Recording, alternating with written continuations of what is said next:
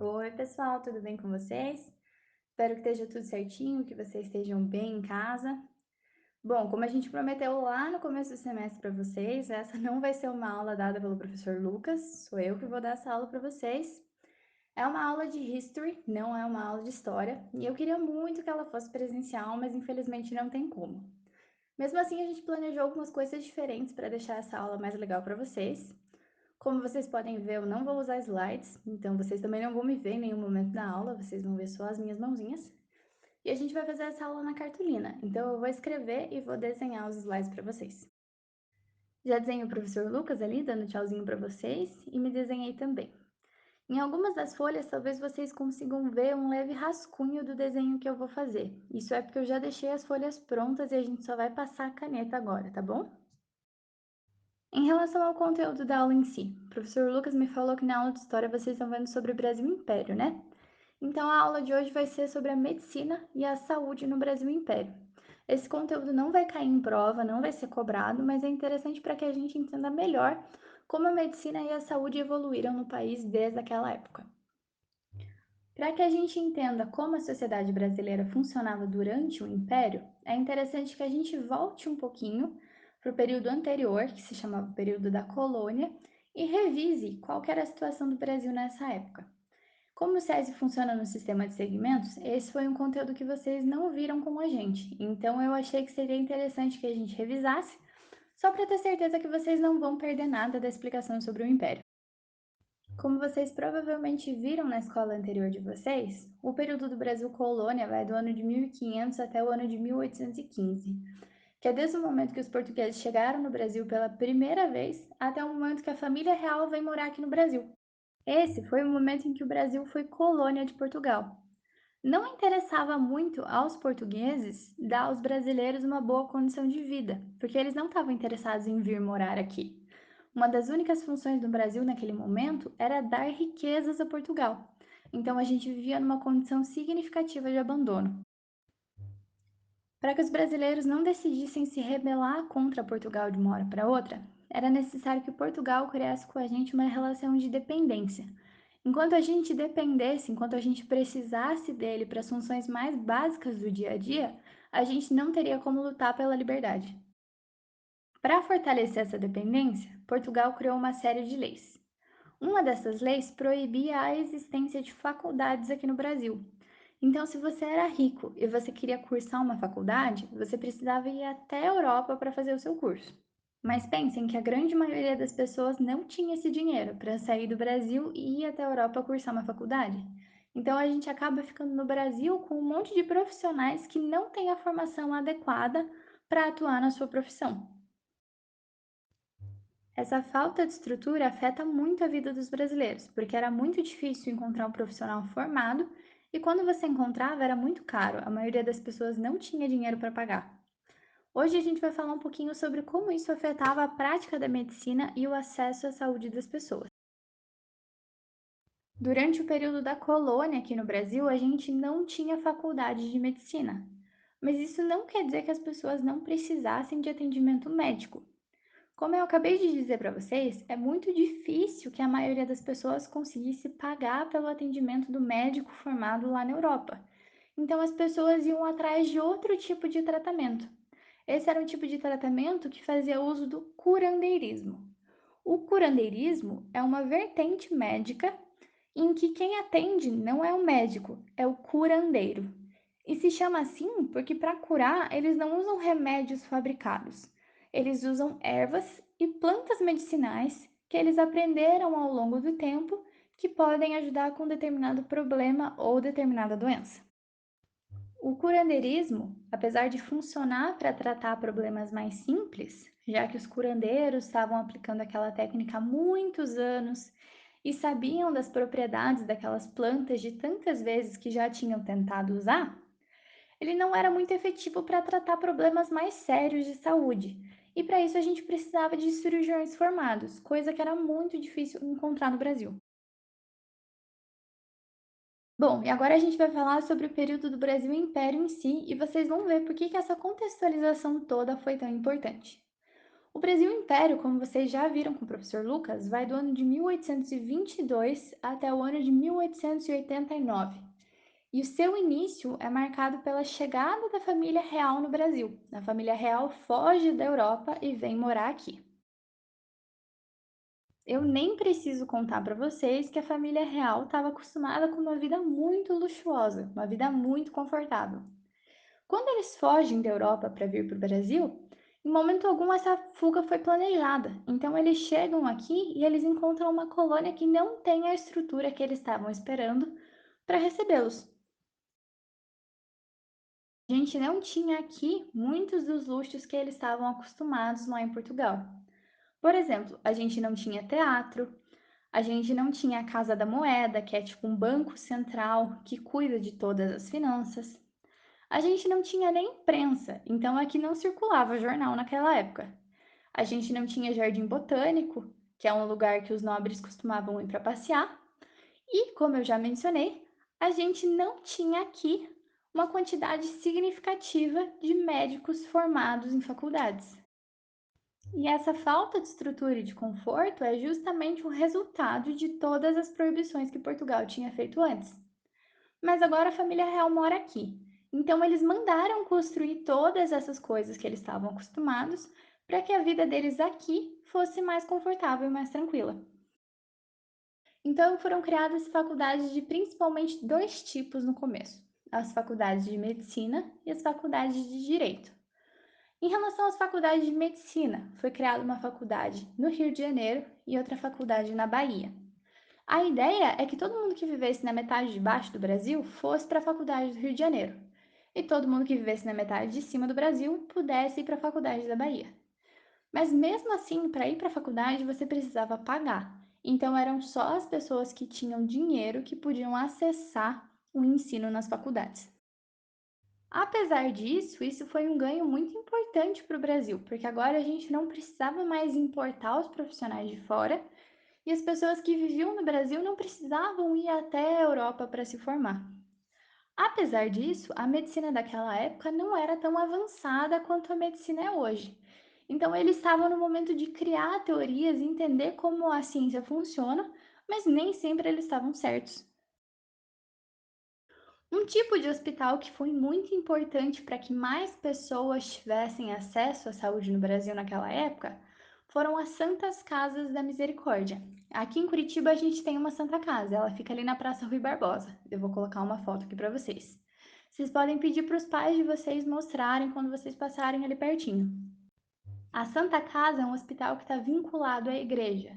Então, além de ser um dos primeiros tipos de hospital que a gente teve aqui no Brasil, porque a igreja ajudava na construção, ele é um hospital que também se destinava a tentar ajudar e a tentar atender as pessoas que não podiam pagar pelo atendimento médico. Nessa época do Brasil, a gente ainda não tinha um sistema organizado de saúde pública. Então, os pobres, aqueles que não podiam pagar, não tinham acesso à medicina de qualidade ou às vezes a nenhum tipo de atendimento de saúde.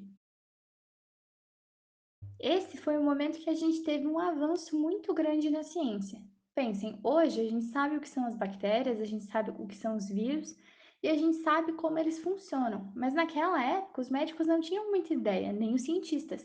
Então eles estavam começando a criar teorias sobre como as doenças apareciam. E é nesse momento que os médicos começam a entender e a defender que a saúde de uma população tem muito a ver com o ambiente em que ela habita, com o ambiente em que ela mora. Então, eles defendem que um ambiente sujo, um ambiente insalubre, que está cheio de lixo e que normalmente as pessoas moram muito perto uma da outra, eles acabam gerando mais doenças do que um ambiente limpo que não tem nada disso. Os médicos começam a dizer também que a gente devia estar mais preocupado com a higiene das cidades, com a higiene das ruas. Porque se as pessoas moram em ambientes sujos, isso quer dizer que a gente tem uma população cada vez mais doente, que a gente não está conseguindo melhorar essa situação. Naquela época, a gente tinha muito mais bicho na rua. A gente tinha cavalo, vaca, galinha, cachorro, todos eles convivendo e fazendo cocô no mesmo ambiente que as pessoas circulavam. Então, as pessoas entravam muito em contato com o cocô de bicho, e isso não é legal quando a gente está tentando evitar que as pessoas fiquem doentes. Toda aquela sujeira na rua, tanto cocô, tanto a comida, tanto lixo jogado na rua, atraía muito rato. Rato é um outro bicho que é muito conhecido por espalhar doenças, então também não contribuía para que a população parasse de ficar doente. A gente também não tinha saneamento básico no Brasil. O que é saneamento básico? É quando a gente tem uma rede de esgoto que passa por debaixo da terra e que leva todos os dejetos de uma casa para um lugar específico. Quando você aperta a descarga na sua casa, a sua privada é ligada por vários tubos até uma rede de esgoto, que vai levar todos os seus dejetos até um local adequado e você nunca mais vai ter que se preocupar com eles. Quando a gente não tem isso, a gente fala que a gente tem um esgoto a céu aberto e os dejetos vão simplesmente de dentro da sua casa para fora dela.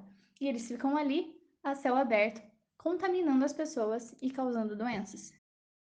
Essa busca por higiene, por uma cidade mais limpa, ela é uma influência da sociedade da Europa naquele momento. A maioria das cidades grandes na Europa já tinha um sistema de esgoto. Eles já tinham um planejamento melhor de como manter a cidade limpa. Então a gente tem uma pressão externa para que as cidades do Brasil fossem organizadas de uma maneira melhor e fossem mais limpas. A gente chegou ao ponto de navios que vinham da Europa se recusarem a parar no Brasil com medo de pegar o que eles chamavam de doenças tropicais, que eram as doenças que a gente mais tinha no momento, que eram tuberculose, malária, que eram causadas por fatores que eles não tinham lá na Europa. A Europa era muito fria para ter o mosquito da malária, então esse era um problema com o qual eles não tinham que lidar. E além disso, o Brasil tinha um segundo problema para resolver. Os médicos e os cientistas começaram a pensar a relação entre as pessoas e os ambientes que elas frequentavam. E eles acabam surgindo com teorias para dizer que alguns grupos de pessoas são melhores do que outros. Vocês lembram que eu comentei algumas cartolinas atrás que esse era um momento que os médicos e cientistas estavam estudando muito sobre doenças? Como as doenças apareciam, como que a gente pode curar as doenças, como que elas se espalham. Nesse meio do caminho, eles acabam tendo algumas ideias meio erradas sobre o funcionamento das doenças, mas que naquela época eles não sabiam que estavam erradas, que a gente sabe hoje. Todas essas teorias que tentam dizer que um grupo de pessoas é melhor do que o outro, baseado em características físicas, como altura, peso, cor da pele, ou que também tentam dizer que um grupo é melhor do que o outro por causa do ambiente em que vivem, estão erradas, mas naquela época eles achavam que fazia todo sentido. Uma dessas teorias que eu vou explicar hoje para vocês se chama darwinismo social. Eu não sei se vocês já estudaram sobre o Charles Darwin, mas ele é aquele carinha que eu desenhei ali do lado, e ele escreveu um livro chamado A Origem das Espécies. Nesse livro, ele explicava como os animais evoluem, e ele falava que tem algumas características no corpo dos animais que ajudam eles a serem mais fortes, a serem mais preparados e mais evoluídos para estarem naquele ambiente. Algumas pessoas pegaram essa teoria do Darwin e aplicaram essa teoria nas pessoas, aos seres humanos. Isso nunca foi o que o Darwin quis que fosse feito, ele não concordava com essa ideia. A teoria dele valia para os animais e não para os seres humanos. Mas as pessoas que fizeram isso acreditavam que se você analisasse a característica física das pessoas, você conseguia entender qual era o grupo que estava mais evoluído, qual que era o grupo mais forte e, consequentemente, quais grupos eram melhores do que outros. As características que eram avaliadas podiam ser várias. Podia ser altura, podia ser peso, podia ser comprimento do nariz, comprimento dos braços, comprimento das pernas. Mas uma que era considerada um avanço para a ciência naquele momento é a craniometria, que é você medir o tamanho e as proporções do crânio das pessoas. Apesar de se chamar craniometria, que é a medição do crânio, ela podia acontecer enquanto a pessoa ainda estava viva. Eu vou inserir uma foto aqui para vocês porque isso é uma coisa que eu não consigo desenhar. E a craniometria servia para você tentar medir o tamanho do cérebro da pessoa, porque o crânio é uma caixinha e o cérebro vai dentro dela. Então, quanto maior o crânio, maior o cérebro. Essas medições físicas eram muito comuns naquela época. Elas começaram a ficar mais fortes nos 20 últimos anos do Império e realmente se estabelecem nos primeiros anos da República. Depois elas caem de novo porque os cientistas começam a estudar mais sobre e entendem que na verdade não é assim que funciona. Mas naquela época, as pessoas realmente acreditavam que as medições do corpo podiam te dizer se aquela era uma pessoa boa ou se aquela era uma pessoa ruim. Eles tinham um negócio chamado anatomia criminal. E eles diziam quais eram as características físicas de pessoas que eram mais propensas a cometer crimes. E por que que hoje a gente fala que teorias como darwinismo social e anatomia criminal são erradas e que não devem ser repetidas? Porque essas são teorias que a gente chama de racismo científico. Se a gente for analisar quais eram as características que eram consideradas inferiores, quais eram os grupos considerados piores, e no caso da anatomia criminal, quais eram os tipos de características físicas que indicavam a maior propensão a cometer crimes, essas são todas características físicas de pessoas negras. Essas eram teorias que serviam para sustentar, que serviam para justificar o discurso racista que as pessoas tinham. Sei que vocês já falaram de racismo com o professor Lucas quando vocês falaram de escravidão. Então, esse é o momento que as pessoas usam da ciência para falar que tudo bem ser racista. Então, qual que é a importância da gente saber tudo isso? Essa aula traz elementos para que a gente entenda melhor qual foi o caminho da evolução da medicina e da ciência até o que a gente tem hoje. E além disso, ela mostra para a gente teorias que são erradas e que a gente não deve mais reproduzir, porque hoje a gente tem conhecimento suficiente para saber que não é assim que funciona. Como eu falei para vocês no começo da aula, esse conteúdo não vai cair em prova, ele não vale nota. Se vocês quiserem saber um pouquinho mais sobre a nota de vocês, tem que perguntar para o professor Lucas. Eu não posso passar uma atividade para vocês que vale nota, porque a nota do trimestre de vocês já está fechada, mas eu vou passar uma pesquisa. Quem quiser faz, quem não quiser não faz. Ela não vale nota, mas se vocês quiserem entregar, mandem pelo Teams para o professor, tá bom? Ela tem duas questões. A primeira delas pede para vocês pesquisarem quem foi a primeira mulher médica no Brasil e escrever umas 4 linhas sobre a história dela. A segunda delas é um desenho, aproveitar que eu fiz alguns desenhos aqui para vocês. Desenho o que vocês mais gostaram da aula, ou enfim, desenho o professor Lucas e mandem para ele pelo Teams, tá bom? Beijinhos para vocês, gente. Eu tô morrendo de saudade e eu espero que a gente se veja em breve, tá bom? Fiquem bem.